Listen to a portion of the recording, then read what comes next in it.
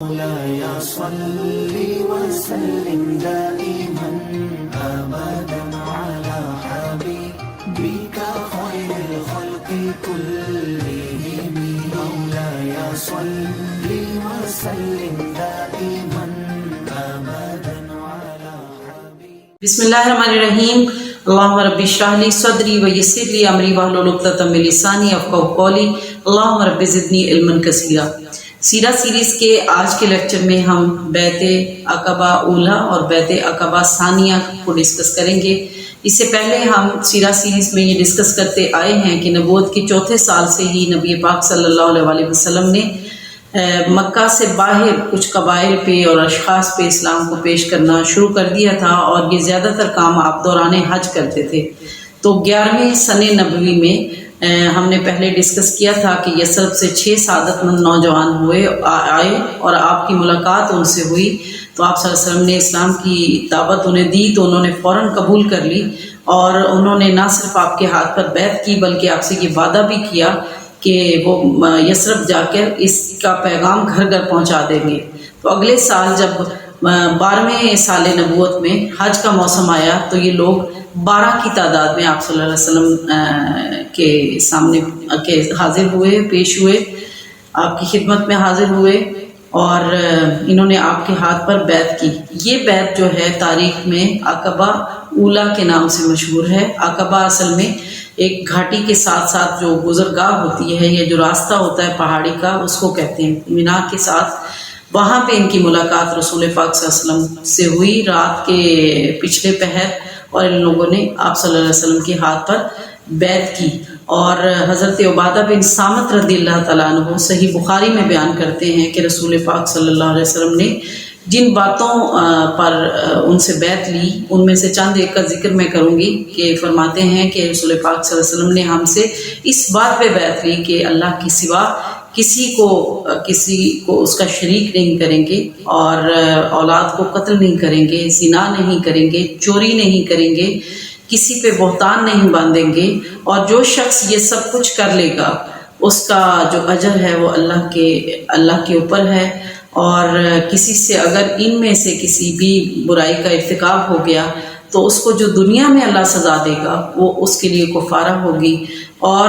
اگر کسی کا اللہ تعالیٰ اس دنیا میں پردہ رکھ لے تو پھر اس کا معاملہ اس کے اللہ کے ساتھ ہے، چاہے تو وہ اسے معاف کر دے اور چاہے تو وہ اسے سزا دے دے۔ تو ان ساری باتوں پہ یہ بیعت ہوئی تھی۔ اس بیعت کو تاریخ میں بیعت عقبہ اولیٰ کہتے ہیں۔ اور اس کے بعد وہ لوگ جب جانے لگے تو انہوں نے آپ صلی اللہ علیہ وسلم سے ریکویسٹ کی کہ اپنا کوئی سفیر یا نمائندہ بنا کر کسی شخص کو ہمارے ساتھ بھیجیں تاکہ وہ اسلام کی تبلیغ اور اشاعت جا کے وہاں پہ کرے، لوگوں کو اسلام سکھائے۔ تو جس نامی اس میں گرامی کو آپ صلی اللہ علیہ وسلم نے سلیکٹ کیا وہ ایک نوجوان ہیں، اور ان کا نام ہے حضرت سیدنا مصعب بن عمیر رضی اللہ تعالیٰ عنہ۔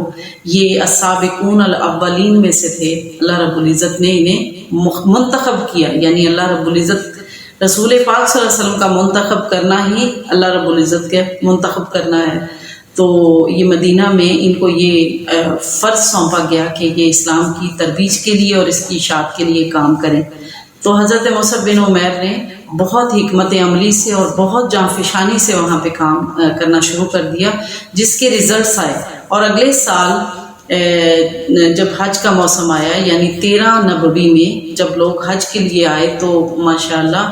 70 سے زیادہ مسلمان اس قافلے میں شامل ہو کے آئے، اور انہوں نے بیت اللہ کا آ کے حج کیا، اور نبی پاک صلی اللہ علیہ وسلم سے خفیہ ملاقات کے ذریعے یہ طے کیا کہ وہ رات کے کسی حصے میں عقبہ کی گھاٹی میں جمع ہوں گے، جس پر وہ رسول پاک صلی اللہ علیہ وسلم کے ہاتھ پر بیعت کریں گے۔ لہٰذا اس واقعے کو حضرت کعب بیان فرماتے ہیں،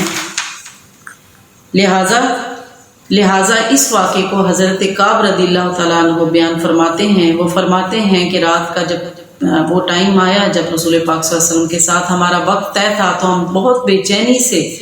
آپ صلی اللہ علیہ وسلم کا انتظار کر رہے تھے اور رسول پاک صلی اللہ علیہ وسلم تشریف لائے تو آپ کے ساتھ آپ کے چچا حضرت عباس بھی تھے۔ حضرت عباس ابھی تک دین اسلام میں داخل نہیں ہوئے تھے، اپنے آبائی دین پر ہی تھے، مگر ان کے ساتھ آنے کا مقصد یہ تھا کہ اپنے بھتیجے کی حفاظت کے لیے اور وہ یہ دیکھنے کے لیے کہ کون سے لوگ ہیں جو انہیں اپنے ساتھ لے جانا چاہتے ہیں۔ جب بات شروع ہوئی تو حضرت عباس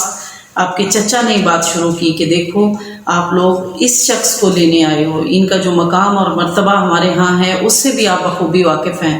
اور ان کو لے جانے کا جو مقصد ہے یعنی ان کو لے جانے کے جو ریزلٹس ہوں گے اس کے بھی آپ واقف ہیں، تو اگر کہیں جا کے آپ نے ان کا ساتھ چھوڑنا ہے، ان شارٹ ان کی جو گفتگو تھی اس کا مقصد یہ تھا، لب لباب یہ تھا کہ اگر آپ نے جا کے ان کا ساتھ چھوڑنا ہے تو آپ پھر ان کو یہاں پہ رہنے دیں، باہر کیف یہ یہاں پہ حفاظت سے ہیں، یہ ان کے باپ دادا کا گھر ہے۔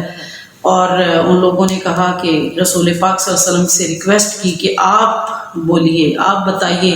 اللہ کے بارے میں جو ہم سے عہد و پیمان لینا چاہتے ہیں آپ ہم سے لیجئے، ہم تیار ہیں۔ انصار مدینہ کے اس جواب سے ظاہر ہوتا ہے کہ وہ کس قدر سیریس تھے آپ صلی اللہ علیہ وسلم کے ساتھ بیعت کرنے میں، آپ صلی اللہ علیہ وسلم کے ساتھ عہد و پیمان کرنے میں۔ اور آپ صلی اللہ علیہ وسلم نے جن باتوں پر ان سے بیعت لی ان میں سے چند ایک کا ذکر میں کروں گی کہ سستی اور چستی میں میری بات مانو گے اور میری بات سنو گے۔ آپ نے فرمایا کہ اللہ کے راستے میں اپنے مال سے خرچ کرو گے، نیکی کا حکم دو گے اور برائی سے منع کرو گے، اور جب میں تمہارے پاس آ جاؤں تو پھر میری مدد کرو گے، اپنے بچوں کی طرح میری حفاظت کرو گے۔ اس پہ حضرت کعب بیان کرتے ہیں کہ حضرت برا بن مرور کھڑے ہوئے، انہوں نے آپ کا ہاتھ پکڑا اور کہا اس ذات کی قسم جس نے آپ کو نبی برحق بنا کر بھیجا ہے، ہم جس چیز سے اپنے بچوں کی حفاظت کرتے ہیں اسی سے آپ کی حفاظت کریں گے، اور ہم جنگ کے بیٹے ہیں اور ہتھیار ہمارا کھلونا ہے، اور یہ ریت ہمیں اپنے آباء و اجداد سے وراثت میں ملی ہے، آپ ہم سے بیعت لیجئے۔ اس پہ ان کی بات کاٹتے ہوئے ابو الحسن نے کھڑے ہو کے کہا کہ ہمارے کچھ لوگوں کے ساتھ یعنی یہود کے ساتھ کچھ عہد و پیمان ہیں، اور ان عہد و پیمان کی رسیوں کو ہم لوگ توڑنا چاہتے ہیں، کہیں ایسا تو نہیں ہوگا کہ ہم ان رسیوں کو توڑ دیں اور جب اللہ آپ کو غلبہ عطا فرمائے تو پھر آپ اپنے ہی لوگوں میں آ کے رہنا شروع کر دیں، یعنی مکہ کے لوگوں میں آ جائیں۔ تو آپ نے تبسم فرمایا، آپ صلی اللہ علیہ وسلم نے جو ارشاد فرمائے وہ انصار مدینہ سے محبت کے لیے اس سے بہتر کوئی الفاظ نہیں ہو سکتے۔ آپ صلی اللہ علیہ وسلم نے فرمایا کہ آپ کا خون میرا خون ہے، آپ کی بربادی میری بربادی ہے، آپ جس سے صلح رکھیں گے میں اس سے صلح رکھوں گا، آپ جس سے جنگ کریں گے میں اس سے جنگ کروں گا۔ اور یہ آپ صلی اللہ علیہ وسلم کے جو الفاظ ہیں یہ انصار مدینہ سے محبت میں بولے گئے، اور پھر آپ صلی اللہ علیہ وسلم نے تاعمر اس کو نبھایا۔ آپ صلی اللہ علیہ وسلم نے جو ان سے وعدہ کیا تھا اس کو اس طرح سے پورا کیا کہ فتح مکہ کے بعد آپ کا کیا مکہ میں نہیں تھا، آپ کے آباء و اجداد یہاں سے تھے، آپ کی برت یہاں پہ ہوئی تھی، آپ کے سارا خانوادہ یہاں پہ آباد تھا،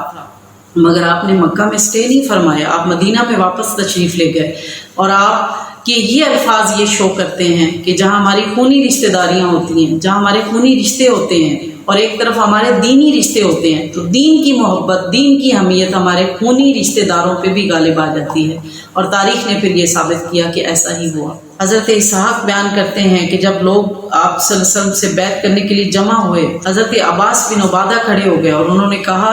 کہ تم لوگ اے یثرب کے لوگوں تم سمجھتے ہو کہ ان سے بیعت کرنے کا مطلب کیا ہے؟ ان سے بیعت کرنے کا مطلب یہ ہے کہ تم سیاہ اور سرخ سے جنگ کرو گے اور تمہارے اموال ختم ہو جائیں گے اور تمہاری سرداریاں بھی ختم ہو سکتی ہیں اور تمہارے سرداروں کا بھی صفایا ہو جائے گا، اس میں تمہارے اشراف مارے جائیں گے، اور پھر یہ سب کچھ ہونے کے بعد اگر تم ان کا ساتھ چھوڑو تو پھر ابھی ان کا ساتھ چھوڑ دو، اور اگر تمہیں یہ یقین ہے کہ تمہارے اشراف قتل ہو جائیں، تمہارے مال چلے جائیں اور تمہارے تلواروں کی تم پہ مار پڑے اور پھر بھی تم ان کا ساتھ دو گے تو پھر اس سے بڑی دنیا اور آخرت کی ساتھ کی بات کوئی نہیں، پھر ان کو ساتھ لے جاؤ۔ اس پہ سب نے بیک زبان ہو کر کہا کہ نہیں، ہمیں مال کی تباہی، اشراف کے قتل اور ان سب چیزوں کا ڈر نہیں، ہم عہد کرتے ہیں کہ ہم یہ عہد پورا کریں گے۔ اس پہ انہوں نے کہا کہ اگر ہم نے یہ عہد پورا کیا تو ہمیں اس کے بدلے میں کیا ملے گا؟ رسول پاک صلی اللہ علیہ وسلم نے فرمایا کہ اس کے بدلے میں آپ کو جنت ملے گی۔ تو اس پہ انہوں نے کہا اپنا ہاتھ پھیلائیے اور ہم سے بیعت لیجیے۔ جب سب لوگ بیعت کے لیے تیار ہو گئے اور بیعت کرنے لگے تو حضرت اسد بن زرارہ کھڑے ہو گئے اور انہوں نے کہا کہ ان سے بیعت کرنے کا مقصد جانتے ہو کہ ان سے بیعت کرنے کا، پھر انہوں نے یاد دہانی کی ان ساری چیزوں کی کہ ان سے بیعت کرنے کا مقصد پورے عرب سے جنگ مول لینا ہے، لیکن سب لوگوں نے ان شارٹ میں الفاظ مختصر کر رہی ہوں یہی کہا کہ ہمیں یہ سب قبول ہے، ہم نہ تو ان کا ساتھ چھوڑیں گے اور نہ ہی ہم عہد و پیمان سے پھریں گے۔ اس پہ بیعت ہوئی اور پھر 75 لوگوں نے آپ کے ہاتھ پر بیعت کی، جن میں 73 مرد تھے اور 2 عورتیں تھیں۔ آپ نے عورتوں کی زبانی بیعت لی کیونکہ آپ صلی اللہ علیہ وسلم عورتوں سے مصافحہ نہیں کرتے تھے۔ اس کے بعد یہ مجلس جو ہے وہ ختم ہو گئی اور قریش مکہ کو اس کی بھنک پڑ گئی، تو وہ حج کے لیے چونکہ یثرب سے قافلے آئے ہوئے تھے تو وہ ان کے پاس گئے کہ ہمارے کچھ لوگوں نے ہمارے صاحب کے ساتھ یعنی محمد کے ہاتھ پہ بیعت کی ہے، کیونکہ قریش کو اس بات کا بڑا صدمہ ہوا اور ان کو یہ اس بیعت کا مطلب سمجھ آ گیا۔ وہ انہوں نے ان کے سرداروں سے، یثرب کے سرداروں سے جا کے بات کی، تو یہ راتوں رات یہ بیعت ہوئی تھی، ان میں سے کسی کو اس کے بارے میں علم نہیں تھا، لہٰذا انہوں نے قریش کو یقین دہانی کرائی کہ ایسا کچھ نہیں ہوا۔ قریش چلے گئے مگر اس طاق میں رہے کہ کوئی بات تو ہوئی ہے، اس بات کی تفصیلات جانی جائے، اور آخر کار ان کو یہ پتہ لگ گیا، لیکن اس وقت یہ ان شارٹ یہ قافلہ مدینہ سے چلا گیا تھا، انہوں نے پیچھا بھی کیا مگر ان کا اللہ رب العزت نے ان کو اس میں کامیاب نہیں کیا۔ تو یہ ہمارا آج کا تذکرہ تھا بیعت عقبہ اولیٰ کا اور بیعت عقبہ ثانیہ کا۔ اس میں یہ جو بیعت تھی یہ کس بنیاد پر ہوئی تھی؟ یہ کسی جذبات کی بنیاد پہ نہیں ہوئی تھی، اس کی جو بنیاد تھی وہ اللہ اور اس کے رسول کی محبت تھی اور قرآن سے محبت تھی۔ اس بیعت کا جو منبع تھا، اس بیعت کا جو سرچشمہ تھا وہ اللہ اور اس کا رسول اور اس کی کتاب تھا، اس لیے یہ کوئی جذباتی بیعت نہیں تھی۔ اور یہ ثابت ہوا جو انصار مدینہ نے بیعت کی تھی آپ صلی اللہ علیہ وسلم کے ہاتھ پہ، پھر موقعات مدینہ اور پھر غزوات نے یہ ثابت کیا اور تاریخ نے یہ ثابت کیا کہ جو موقعات مدینہ ہوئی اس کی مثال دنیا کی تاریخ میں کہیں نہیں ملتی۔ جو اخوت اور بھائی چارے کی مثال اہل یثرب نے قائم کی اور جس دوستی کا حق اہل یثرب نے ادا کیا، اس کی مثال پورے عالمی دنیا میں کہیں نہیں ملتی، اور جس محبت کا مظاہرہ آپ صلی اللہ علیہ وسلم نے اور آپ کے صحابہ نے ان کے ساتھ کیا، اس کی بھی مثال دنیا کی کسی تاریخ میں نہیں ملتی۔ آج کے کوسچنز میں آپ کے ساتھ شیئر کر دیتی ہوں۔ بیعت عقبہ اولیٰ میں کتنے افراد نے آپ کے ہاتھ پر بیعت کی؟ کوسچن نمبر 2 ہے بیعت عقبہ اولیٰ کب ہوئی؟ کوسچن نمبر 3 ہے بیعت عقبہ اولیٰ کے موقع پر آپ نے کس صحابی کو اپنا سفیر بنا کر مدینہ میں بھیجا تھا؟ کوسچن نمبر 4 ہے بیعت عقبہ ثانیہ کب اور کہاں ہوئی؟ کوسچن نمبر 5 ہے بیعت عقبہ ثانیہ میں کتنے مسلمان مرد اور عورتوں نے آپ صلی اللہ علیہ وسلم کے ہاتھ پر بیعت کی؟ ان کی تعداد الگ الگ لکھی۔ کوسچن نمبر 7 ہے بیعت عقبہ ثانیہ کی کوئی 3 دفعات لکھیے۔ کوسچن نمبر 8 ہے بیعت عقبہ اولیٰ اور ثانیہ کی بنیاد کس چیز پر تھی؟ اللہ رب العزت سے دعا ہے کہ اللہ تعالیٰ ہمیں